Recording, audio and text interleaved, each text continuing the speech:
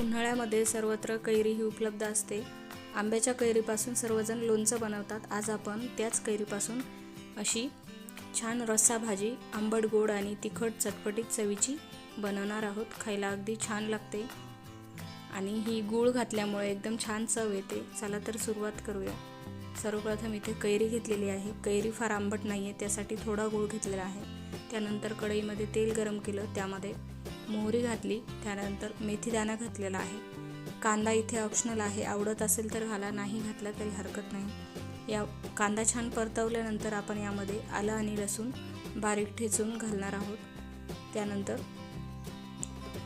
यामध्ये काही सुके मसाले घालायचे आहेत। इथे मी एक तेजपान घातलेला आहे। त्यानंतर यामध्ये पाव चमचा एवढी हळद घालायची आहे। त्यासोबत 1 चमचा लाल मिरची पावडर घालायची आहे आणि 1 चमचा धना पावडर। तुमच्याकडे जर अवेलेबल असेल तर इथे कुठल्याही प्रकारचा लोणचाचा जो मसाला असतो तो घातला तरी खूप छान चव येते। इथे कोथिंबीर बारीक कट करून घातलेली आहे। बारीक चिरून घेतलेली कैरी घालायची आहे। त्यानंतर बारीक चिरून घेतलेला गूळ घालायचा आहे।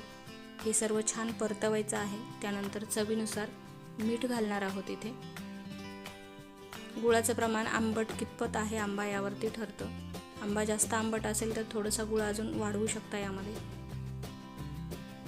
मीठ घातल्यानंतर यामध्ये पाणी घालणार आहोत। पाणी तुम्हाला जेवढी रस्सा भाजी हवी तेवढं तुम्ही घाला। इथे पाणी घालून छान आपल्याला 5 ते 6 मिनिटं आंबा हा मऊ होईपर्यंत, आपली जी कैरी आहे ती मऊ शिजेपर्यंत शिजून घ्यायचं आहे। साधारण 7 मिनिटांमध्ये छान सॉफ्ट होती कैरी शिजून।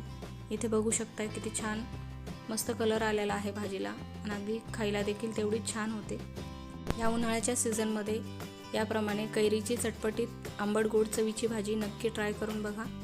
आणि रेसिपी आवडली तर रेसिपीला लाईक आणि चॅनलवर जर नवीन असाल तर चॅनलला सबस्क्राईब करायला विसरू नका। सोबतच बेल आयकॉन देखील क्लिक करा, त्यामुळे तुम्हाला रोज एका नवीन रेसिपीची नोटिफिकेशन भेटेल।